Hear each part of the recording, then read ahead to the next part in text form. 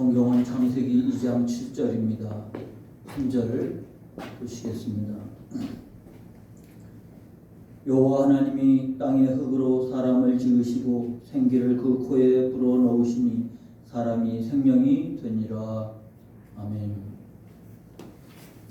지난주부터 우리가 저녁 시간 창세기에 대한 말씀을 보고 있는 중입니다.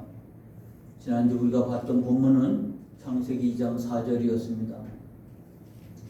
이것이 천지가 창조될 때의 하늘과 땅의 내력이니 여호와 하나님이 땅과 하늘을 만드시던 날에, 이렇게 된 창세기 2장 4절은 하나의 전환점이 놓여있는 그런 구절입니다.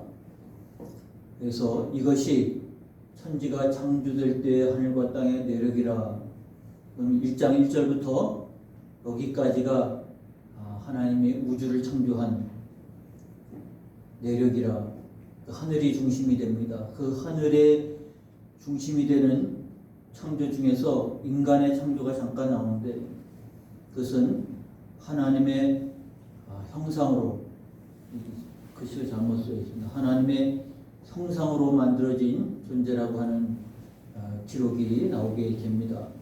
그래서 여기까지 하늘이 중심이 되어서 창조의 말씀을 기록하고 있고, 바로 이어서 여호와 하나님이 땅과 하늘을 만드시던 날에 전환이 일어납니다. 하늘과 땅이 앞에 부분이라고 하면 2장 4절로 땅과 하늘을 만드시던 날에 땅이 중심이 되는 기록이 나오게 됩니다. 그래서 오늘은 바로 이 2장 7절 하나님께서 인간 창조에 대한 기록을 하셨다고 하는 모습을 보게 됩니다. 그래서 오늘 본문이 2장 7절입니다. 여호와 하나님이 땅의 흙으로 사람을 지으시고 생기를 그 코에 불어넣으시니 사람이 생명이 되니라. 성경은 계시라고 말씀했습니다. 우리가 어떻게 세상의 창조, 우주의 창조를 알겠습니까? 그리고 우리가 어떻게 처음 인간의 창조를 알 수 있겠습니까? 세상 어디에도 알 수가 없고, 이 같은 되어진 현상을 통해서 가설을 세울 수밖에 없는 현실입니다. 그러나 성경은 계시라고 했으니까 하나님이 이것을 말씀해 주셨습니다. 그래서 우리가 인간 창조의 모습을 2장 7절을 통해서 알게 됩니다. 여호와 하나님이 바로 주체이십니다. 그분이 땅의 흙으로 사람을 지으시고 생기를 그 코에 불어넣으시니 사람이 생명이 되었다고 하는 바로 이 계시가 우리에게서는 얼마나 큰 의미와 중요한 말씀을 담고 있는지 오늘 살피려고 합니다. 땅의 흙으로, 우리가 많이 들어서 아는 부분입니다. 흙으로 사람을 지었다고 했는데, 여기는 땅의 흙입니다. 땅은 뭐고 흙은 무엇일까? 여기서 흙이라고 하는 단어가 히브리어로 아파르라고 하는 단어입니다. 먼지인 거죠. 티끌이라는 단어입니다. 여기서 하나님이 이 단어를 썼다고 하는 것 자체가 굉장히 중요하기 때문에 이 계시에 있어서, 특히 창세기 부분에 있어서 단어가 가져다 준 의미가 굉장히 큽니다. 그래서 단어를 통해서, 하나님이 선택한 단어를 통해서 중요한 메시지가 증거되고 전달되고 있는 겁니다. 그래서 땅 가운데에서 아파르, 먼지를 가지고 사람을 지으셨다 그랬으니 우리의 근본이 바로 아파르, 먼지란 말입니다. 변제가 별로 없는 흙에서 와서 흙으로 가는 것이 바로 우리의 인생의 본질이라고 말할 수 있습니다. 근데 그 아파르, 먼지, 티끌로 사람을 지으시었고 생기를 그 코에 불어넣었다고 했는데, 생기가 네샤마 하이라고 하는 히브리 단어입니다. 하이라고 하는 단어는 살아있다라는 뜻이고, 오늘 우리가 핵심으로 보는 것은 네샤마, 호흡이라는 말입니다. 숨을 불어넣었다. 이 숨을 불어넣었다고 하는 단어가 훗날, 우리가 잘 아는 영이라고 하는 루하후라고 하는 히브리 단어와 거의 동일시하게 쓰여 있는데, 그 얘기는 인간은 티끌, 물질적인 요소와 하나님의 영이 결합된, 영적인 요소가 결합된 존재라고 하는 사실을 우리에게 말해줍니다. 인간 외에 어떤 유형도 이런 창조가 없다고 하는 것을 우리가 본문을 통해서 보게 됩니다. 오직 인간만이, 하나님의 형상으로 만든 인간만이 하나님의 형상이 되기 위해서 티끌과 같은 존재이지만 하나님의 영을 불어 넣으신 것입니다. 그러므로 우리는 이 두 가지 요소를 가지고 있습니다. 근데 어디에 주안점을 두고 살아가느냐에 따라서 인간의 가치는 많이 달라지는 것이죠. 오직 티끌과 같은 존재로 티끌의 삶을 살다가 끝나는 인생은 흙으로 왔다가 흙으로 가는 인생일 수밖에 없습니다. 그러나 그런 티끌의 존재와 같은 우리에게 하나님의 영을 불어넣으셨을 때는 하나님이 형상으로 창조한 인간의 모습대로 살아가기를 원하셨다고 하는 것을 잘 알게 됩니다. 티끌로 만들어서 티끌로 살다가 티끌로 가는 인생이 아니고, 하나님은 그런 사람에게 생기를 코에 불어넣으심으로 인해서 하나님을 알고 하나님을 예배하고 하나님과 교제하는 영적 존재로 만들었다는 것을 잘 알게 되는 것입니다. 그렇다고 물질적 요소가 미약하거나 악하거나 하나님의 영의 모습이 선하거나 이렇게 이분법으로 대비하려고 하는 의도가 아닌 것이고, 우리가 어떤 존재인가를 깨닫게 하는 것이죠. 그러므로 우리는 이와 같은 존재에서 스스로 티끌과 같은 존재로 살다가 끝나지 않도록 하나님이 우리에게 부으신 뜻을 따라 하나님의 영으로 충만해져 가는 삶을 살아가는 계기가 여러분 인생 가운데 있지 않았습니까?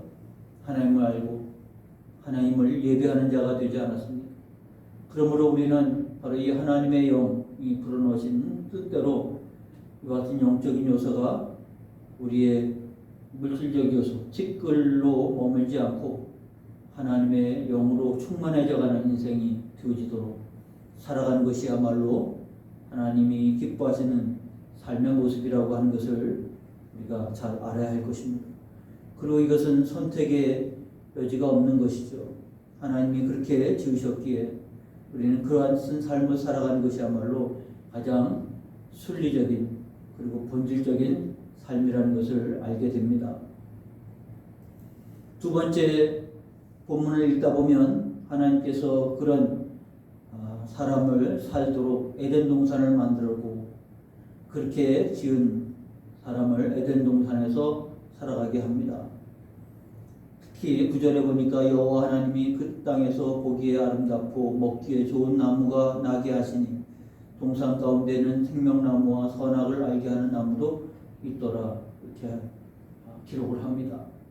하나님이 인간을 창조하시고 그리고 거기에 아름답고 먹기에 좋은 나무들을 만들어 주셨는데 그 중에 생명나무와 선악을 알게 하는 나무가 있었다. 순서가 생명나무와 선악을 알게 하는 나무입니다.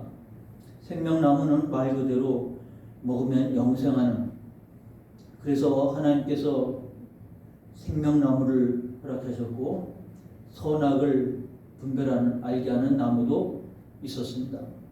근데 중요한 것은 하나님께서 영생, 생명나무와 선악을 알게 하는 나무가 우리에게 주어졌지만 이 선악을 알게 하는 나무에 대해서 사람들이 많은 오해와 또 잘못된 이해를 가지고 있습니다. 왜 하나님이 이걸 만들어 놓으셨는가? 우리가 아는 것처럼 하나님이 금하신 게 하나 있습니다. 선악을 알게 하는 나무라. 그래서 16절, 17절에 이렇게 나옵니다. 여호와 하나님이 그 사람에게 명하여 이르시되 동산 각종 나무의 열매는 내가 임의로 먹되 선악을 알게 하는 나무의 열매는 먹지 말라. 내가 먹는 날에는 반드시 죽으리라 하시니라. 그래서 사람들이 왜 선악을 알게 하는 나무를 만들어 놓아서 먹는 날에는 반드시 죽으리라 말씀하실 필요가 없이 하나님께서 이 모든 것들을 만드신 대로 먹고 살도록 만드시면 되지 왜 선악을 알게 하는 나무를 만들었는가 라는 의문을 질문을 합니다. 사실은 그 같은 질문의 의도가 무엇이겠습니까? 인간의 범죄와 인간의 타락을 누구의 핑계로 돌리려고 하는 생각을 거기에 내포하고 있지 않습니까? 여기 내용을 보니까 하나님이 창조한 동산의 각종 나무, 각종이라는 말은 전부 다입니다. 하나님은 모든 것을 다 허락하셨습니다. 부족함이 없는 삶이 되어졌습니다. 부족함 없는 그에게 선악과를 꼭 먹을 것이 없어서 따먹어야 될 상황도 아니고 그는 그것을 하나님께서 말씀하셨다고 하는 유일하게 제한된 삶이 거기 선악과입니다. 이 선악과의 존재라고 하는 것을 우리가 오늘의 삶 속에서도 살펴보면 이는 하나님이 금지하셨고 말씀하셨다는 얘기입니다. 우리는 하나님의 말씀하신 바에 따라서 순종하는 유일한 단 한 가지의 모습인 것이죠. 이마저도 없으면 하나님과 인간의 구별이 없습니다. 하나님은 이것을 말씀하셨다고 하셨고 그 말씀하신 하나님이라고 하면 말씀을 듣고 순종하는 인간이 존재하는 것이죠. 창조주와 피조물의 구분입니다. 그러므로 각종 모든 과일나무는 다 먹도록 허락되어 있었고 그는 부족함이 없었습니다. 굳이 이것을 따먹어야 될 이유도 없는 것이죠. 그럼에도 불구하고 그가 따먹었다는 것은 그에게 자유의지까지 주었다고 하는 것을 잘 알게 합니다. 그러므로 그는 그것을 먹을 수도 있고 먹지 않을 수도 있는 의지가 있죠. 그 의지를 컨트롤할 수 있는 것은 바로 하나님의 말씀이었고 말씀의 순종함이었습니다. 이것은 하나님과 우리의 사이의 관계인 것이죠. 말씀하시는 하나님, 순종하는 인간, 이것이 하나님과 우리 사이의 관계입니다. 그 사이에는 말씀하신 하나님은 우리를 어렵게 힘들게 고통 먹이는 그런 하나님이 아니시고 사랑하시되 자신을 내어주기까지 사랑하시는 하나님이라는 사실을 아는 것이죠. 거기에 우리의 순종이라고 하는 것은 하나님의 뜻을 이루어가는 삶의 모습이라고 하는 것을 분명하게 말하고 있습니다. 그래서 하나님 앞에 왜 이와 같은 것을 만들었냐고 항의하거나 그것 때문에 되었다고 변명할 자리가 아닌 것입니다. 이것은 우리가 하나님을 알고 하나님 안에서 더불어 살아가는 가장 중요한 삶의 원리라는 것을 말씀해주고 있는 것이죠. 그러므로 우리는 이것이 우리에게 있어서 핑계나 변명의 거리가 아니라 그로 말미암아 우리의 모습을 깨닫는 겁니다. 말씀하신 하나님이기에 우리는 늘 귀를 기울여 듣고 들은 말씀대로 순종하며 살아갈 때 하나님께 영광을 돌리는 삶이 되는 것이고 그것이야말로 하나님이 우리에게 모든 것을 다 주셨고 또 더 주시길 원하시는 바로 그런 삶의 모습으로 나아갈 수 있는 길인 것입니다. 이어서 내려가는 본문에는 세 번째 돕는 배필이라고 하는 말씀이 나옵니다. 18절에 여호와 하나님이 이르시되 사람이 혼자 사는 것이 좋지 아니하니 내가 그를 위하여 돕는 배필을 지으리라 하시니라. 우리가 창세기 2장의 내용 속에서 바로 이 세 부분이 가장 핵심이 되는 단어라고 부분이라고 말할 수가 있습니다. 근데 하나님께서 사람을 혼자 사는 것이 좋지 아니하니 내가 그를 위하여 돕는 배필을 지으시라. 하나님의 의지가 담겨 있지요. 여기서 돕는 배필이라고 하는 히브리 단어는 에제르, 크레네도라고 하는 두 단어가 합성이 되어 있습니다. 에제르라고 하는 단어는 돕는다, 도움 이런 뜻입니다. 크레네도는 동등한 파트너라고 하는 개념을 가지고 있어요. 그래서 돕는 배필이라고 하는 것은 영어로 하시면 훨씬 이해가 쉽죠. 돕는 자인데 동등된 파트너된 자의 도움이라고 하는 뜻입니다. 하나님이 사람이 혼자 사는 것이 좋지 않으니 바로 돕는 배필을 만들어 주셨다고 하는 것은 한 가정을 이루어서 하나의 가정으로서 하나님을 섬기는 하나님과 교제하는 존재로 우리를 만드셨다고 하는 것을 성경은 계시해 주시고 있는 겁니다. 이 돕는 배필에 대한 이해가 잘못되었기 때문에 남존여비와 같은 개념들이 생겼고 또 여러 가지 인간사에 부자유하고 부조리한 일들이 발생하게 되었습니다. 그러나 하나님께서 이것을 통해서 우리에게 돕는 배필을 만들었다고 하는 사실을 생각해 본다고 하면 굉장히 중요한 의미를 담고 있습니다. 그래서 이를 통해서 파생되는 여러 가지 개념들이 있을 수가 있는데 우리는 스스로 완성된 부분이 아니라 돕는 배필을 통해서 하나님 앞에 설 수 있다고 하는 사실을 말해줍니다. 이 돕는다고 하는 의미를, 헬프라고 하는 의미를 우리가 실제 생활 속에서 경험해 보면 그렇죠. 남녀의 차이가 있고 생각의 차이가 있고 감각의 차이가 있고 그래서 돕는 배필로 인해서 완성되어가는 삶입니다.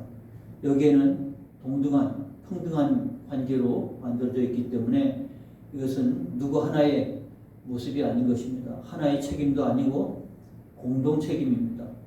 돕는 배필로서 이루어 가야 하는 것입니다.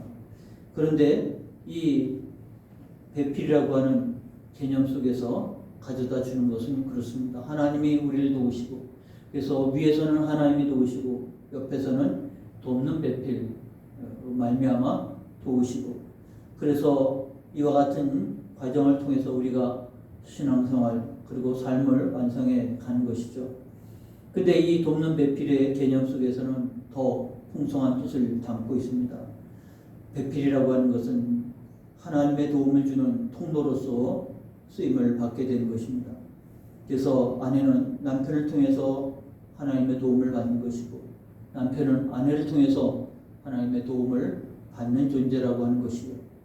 하나님께서 그렇게 창조하셨다고 말씀하셨을 때에는 바로 그것이야말로 하나님을 섬기는 최선의 그리고 최상의 삶이라고 하는 것을 말씀해 주고 있는 것이죠.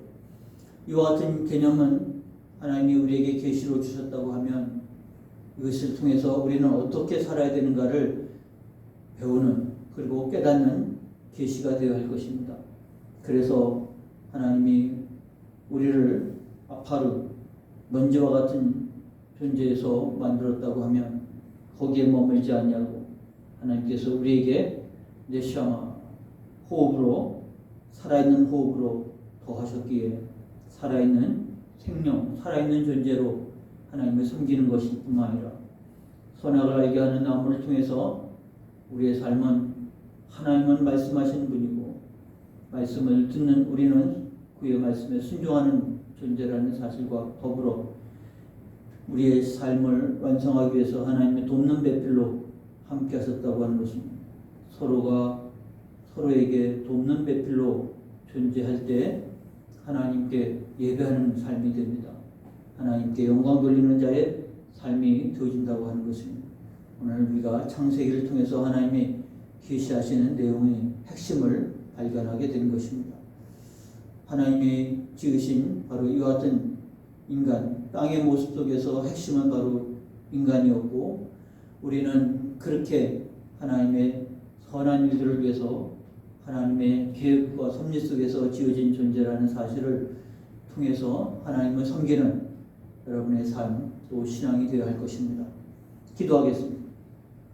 하나님, 티끌 같은 우리에게 하나님께서 네시아마 숨을 불어넣으셔서 하나님의 영으로 만들어진 하나님의 사람이 되게 하여 주셨사오니 우리가 티끌과 같은 삶을 살다가 티끌과 같은 삶으로 끝나지 않게 하시고 하나님의 영으로 충만한 삶을 살아가 하나님을 알고 예배하는 저희가 될 수 있게 하여 주옵시고 우리를 하여금 하나님 말씀하시는 하나님 앞에 듣고 순종하는 자로 세웠음을 기억하게 하시고 내 뜻대로 아니라 말씀하신 바에 늘 귀를 기울이고 순종하는 삶을 일상 삶으로 살아갈 수 있는 저희가 더욱 될 수 있게 하여 주옵소서. 뿐만 아니라 우리를 하여금 돕는 배필을 허락해 주셨사오니 서로 돕는 배필로 함께 이 하나님이 지으신 뜻을 완성해가는, 그리고 하나님 주신 사명을 감당해가는 삶으로 주 앞에 세워졌다는 사실을 깊이 인식하고 우리 하나님을 섬기는 일에, 그리고 함께 더불어 살아가는 일에 우리 하나님 함께 해주셔서 하나님을 더욱더 영화롭게 하는 자로 주 앞에 설 수 있게 하여 주시옵소서. 오늘도 말씀해 주심을 인하여 감사하고 찬송하며 영광을 하나님께 올려드립니다. 예배하는 모든 성도, 어느 곳에서 예배하든 그곳에 거룩한 영이 임하게 하시고 하나님의 거룩한 임재가 있어 우리 하나님과 함께하는 은혜의 시간, 은혜의 자리가 되게 하여 주옵소서. 이 시간도 세워주신 주님을 찬송하며 예수님의 이름으로 기도하옵나이다. 아멘. 이어서 찬송 75장 부르시고 중보기도, 신앙회복, 예배회복의 삶을 살게 하소서. 중보기도 하시고 주기도문으로 예배를 마치시기 바랍니다.